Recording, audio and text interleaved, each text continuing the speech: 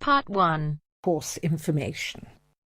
First, you have some time to look at questions 1 to 5.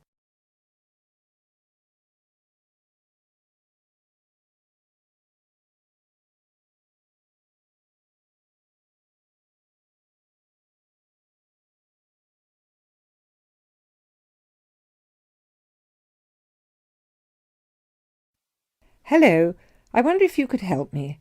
I am interested in enrolling in your MBA programme. Could you give me some information, please? Yes, of course. I'll take a few details first of all, and I'll give you a copy of our prospectus. Oh, that's okay. I already have one here. I've been researching the MBA courses in the local area, so I already have lots of course information. That's great. OK, so first of all, can you tell me your name, please? Yes, of course. It's Anne Horbury. Horbury, is that Hawberry? Yes, that's right. OK, and what's your date of birth, Miss Horbury? The 22nd of May, 1981. That's great. And you were born in the UK? Yes, I was. All right, can you give me some contact details, please? Sure. My address is 26 Simon Place in Brighton, and my telephone number is 01903 714 721. Sorry, can you tell me your contact number once again? Yes, it's 01903 714 721. OK, great. And do you have a mobile phone number? No, I don't. Is it important? No, that's OK. I'll just write it on your form, no mobile phone. Now, just a few additional questions. Before you hear the rest of the conversation, you have some time to look at questions 6 to 10.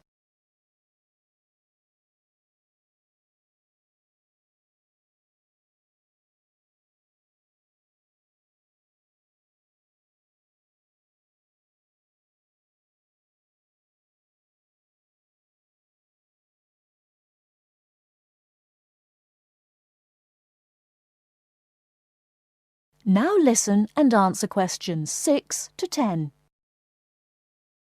Are you working or studying anywhere else at the moment? Yes, I'm working for Lloyd Enterprise in the city as a secretary, and I'm also attending a computer course part-time in the evenings. Great. So can you give me some details about your educational background? We need to make sure that your qualifications match the entry requirements. Yes. I completed a business degree a year ago. I've been working since my graduation, but the job market is very competitive these days, so I'd like to do some postgraduate study now. OK, that sounds fine. Your degree is relevant, and it's good that you have some work experience too. I do need to warn you, though, that our MBA programme is extremely popular and gets full quickly. So would you be interested in applying for any alternative courses if your application is not successful this time? Well, my first choice would, of course, be the MBA, but yes, I've had a good look through your prospectus, and I would also be interested in the International Marketing course. That's great. It's always a good idea to keep your options open just in case. Finally, can you tell me where you learned about our courses here? Actually, my cousin studied the MBA course 2 years ago, and she recommended it to me. OK, well, thank you for coming in today. I will pass your details on to our admissions department. They should contact you this week with a formal application form, and they usually invite MBA candidates to come in for an interview. OK, well, thanks for your time. No problem. Good luck with your application. That is the end of part 1. You now have half a minute to check your answers.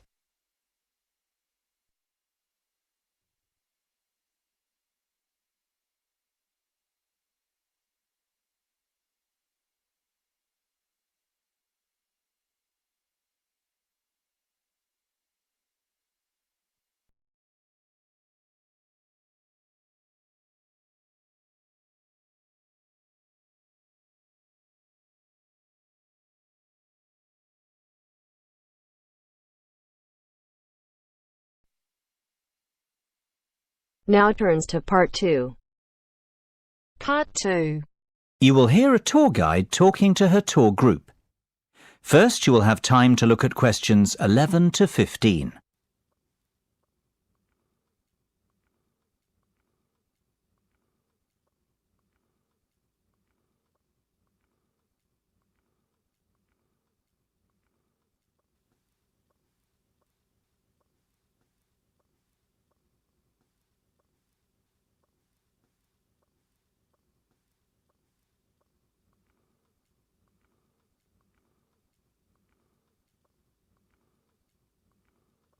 Now listen carefully and answer questions 11 to 15. Well, we certainly have a busy day ahead of us, so let's get started, shall we? You'll find a map of the museum with the itinerary I've just handed out. The museum's our first port of call, so let's have a look at the map now. The door on the right of the entrance hall leads into the gift shop and ticket centre. Once we pick up our entrance tickets, I'd ask everyone to deposit their bags and coats in the cloakroom, which is located towards the back of the gift shop and ticket centre. If you want to pick up an information leaflet, you can approach the information desk situated along the right-hand side. Now, once you come back into the entrance hall, the door on the opposite side to the gift shop leads into the art gallery. There is a special exhibition on there at the moment which is not to be missed. If you continue on up the entrance hallway, that leads into the main exhibition centre. At the back left-hand side, there are some toilets. Beside the toilets, you'll find the 3D theatre. I strongly recommend that you make time for the 30-minute presentation in the theatre. It is well worth a viewing. Running along the right-hand side of the main exhibition centre is the Modern Art Studio. Here, not only can you view some of the most famous works of the 20th century, but you can also sit in on a workshop run by a local artist. So, that's the Art Museum. Before you hear the rest of the discussion, you have some time to look at questions 16 to 20.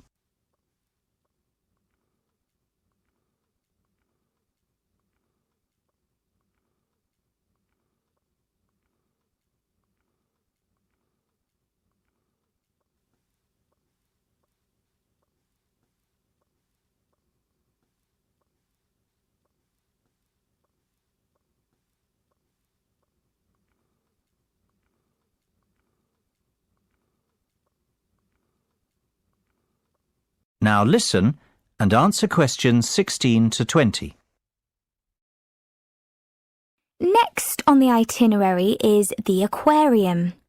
Depending on how long we spend at the museum, we might have to give this one a miss.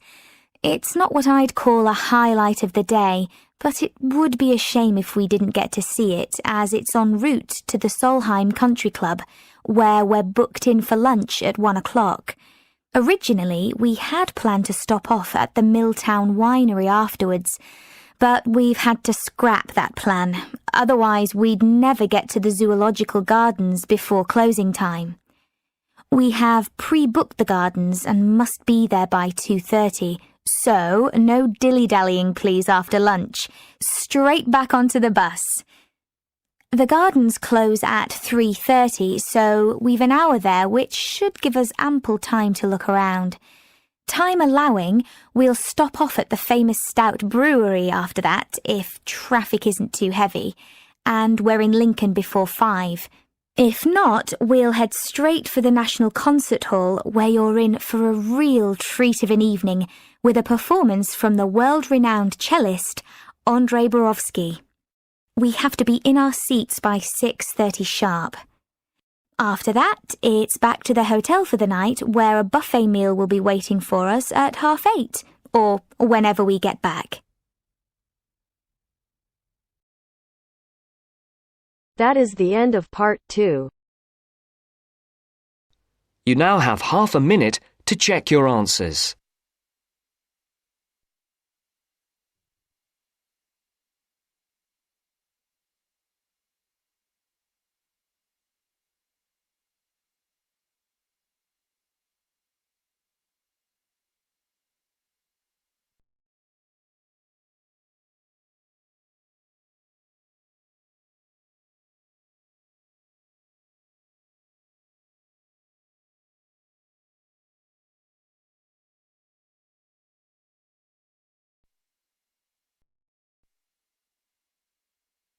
Now turns to part 3.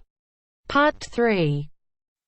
You are going to hear a tape recording of instructions and advice, which a woman called Martha has left for her friend John, who is coming to stay at her house and take care of it while she is away. First, you have some time to look at questions 21 to 24.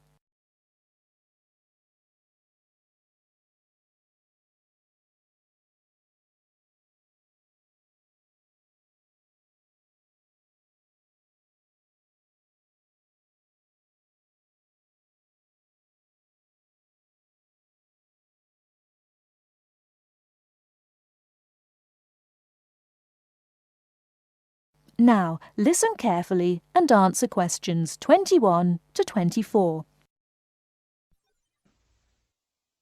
Hello, John. Welcome to the house. I'm really pleased that you can be here to look after my house while I'm away. Here are some things you need to know about the house. Important stuff like when the garbage is collected. In fact, let's start with the garbage, which is collected on Friday. Just write garbage on the calendar on the days they take it away.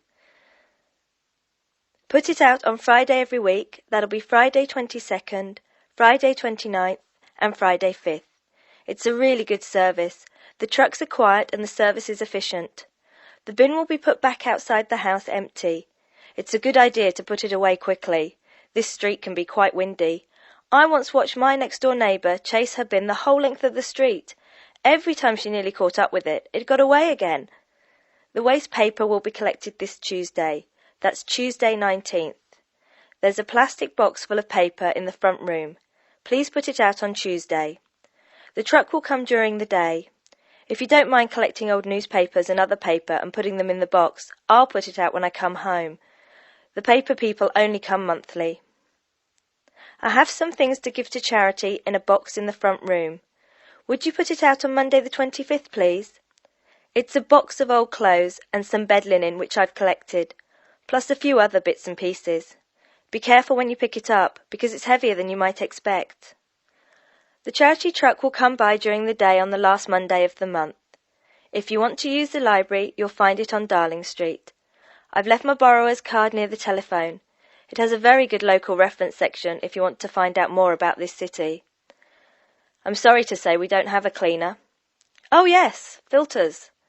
Please would you change the filters on the washing machine on the last day of the month, which is Sunday the 31st. We find that the machine works much better if we change the filters regularly. The gas company reads the meter outside the house, so don't worry about that. I think that's all the information about our calendar of events.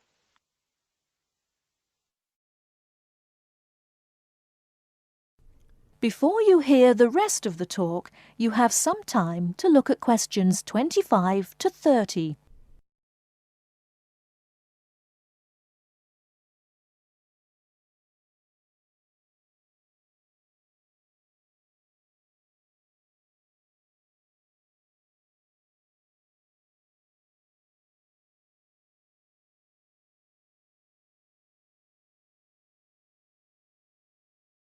Now listen and answer questions 25 to 30. Well, John, I'm trying to think what else I should be telling you. As you know, I'm going to a conference in London. I hope to have a little time to look around. It's a great city.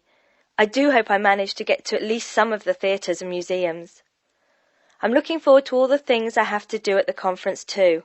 I'm giving a paper on Tuesday the 26th, and there are a couple of really exciting events planned later in the conference programme. I hope to meet up with an old teacher of mine at the conference. She taught English literature at my old high school, and we've kept in touch through letters over the years. She teaches now at the University of Durham, and I'm really looking forward to seeing her again. By the way, I expect you're hungry after your trip. I've left a meal in the refrigerator for you. I hope you like cheese and onion pie. Would you do me a favour, please? I haven't had time to cancel an appointment. It was made a long time ago, and I forgot about it until this morning. It's with my dentist for a check-up on Thursday the 28th. Could you please call the dentist on 816-2525 and cancel the appointment for me? Thanks a lot, John. One last thing. When you leave the house, make sure the windows and doors are shut and set the burglar alarm. The alarm code number is 9120, enter. Have fun. I'll see you when I get back. This is your friend Martha saying goodbye. That is the end of part 3. You now have half a minute to check your answers.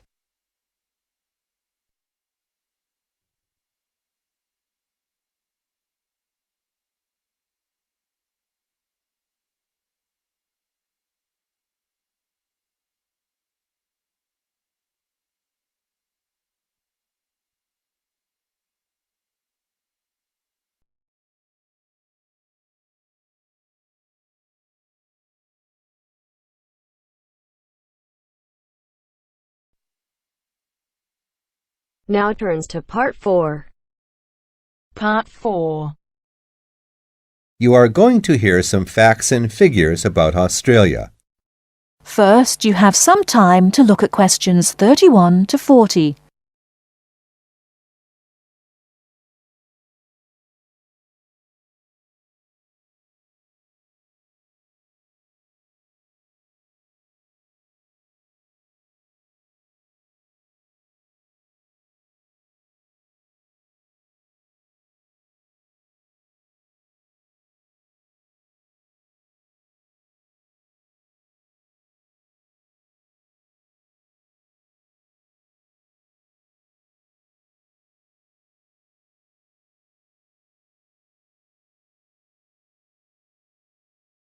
Now listen carefully and answer questions 31 to 40. Now, I should tell you that the country of Australia is made up of 6 states and 2 territories. These are the Australian Capital Territory, New South Wales, the Northern Territory, Queensland, South Australia, Tasmania, Victoria, and Western Australia. The national capital is Canberra. Right, let's turn to the Australian economy. Australia has a prosperous Western-style capitalist economy. Australia is a major exporter of agricultural products, minerals, metals, and fossil fuels. Commodity prices have a big impact on the economy. Australia suffered from the low growth and high unemployment typical of the OECD countries in the early 1990s, but the economy has expanded at reasonably steady rates in recent years. In addition to high unemployment, short-term economic problems include how to balance output and inflation and how to stimulate exports. The economy is made up like this: agriculture, 3.1%, industry, 27.7%, services, 69.2%. The labor force has a similar pattern. The total labor force is 8.2 million. 34% work in finance and services, 23% work in public and community services, 20% work in the wholesale and retail trade, 17% work in manufacturing and industry, and 6% work in agriculture. What are the chief industries of Australia? They are mining, industrial, and transport equipment, food processing, chemicals, and steel. What are Australia's main agricultural products? They are wheat, barley, sugarcane, fruit, cattle, sheep, and poultry. And who do we sell our products to? At present, our chief export market is Japan, which takes 24% of our exports. After that, South Korea takes 8%, and New Zealand and the U.S. each take 7%. In years to come, however, we expect China to become a significant trade partner. China already supplies 5% of Australia's imports. This is the same amount as New Zealand. Meanwhile, we take 1/5, in fact 22% of our imports from the U.S., 17% from Japan, and 6% from the UK. So what sort of things does Australia import? Well, we import a lot of machinery and transport equipment, especially computers and office machines, also telecommunications equipment, and in addition we have to import oil and petroleum products. So let's move to the subject of communications in Australia. We have an estimated 8.7 million telephones and 9.2 million televisions. There are some 134 television broadcast stations and 325 radio stations. The related subject of transport is naturally very important in such a big country as Australia. Let's look at highways first. There are two kinds of highways, paved and unpaved. Paved highways are regular roads with a permanent surface. But actually, we have more unpaved highways, around 60%, than paved, when all the country roads are included. In addition, Australia has a railway network of over 38,000 kilometers. But you'll probably find it hard to believe how many airports we've got. 10? 20? 50? No, the total is 443. Of course, this includes many short runways on farms and in the outback. There are only 9 airports with runways of more than 3,000 meters.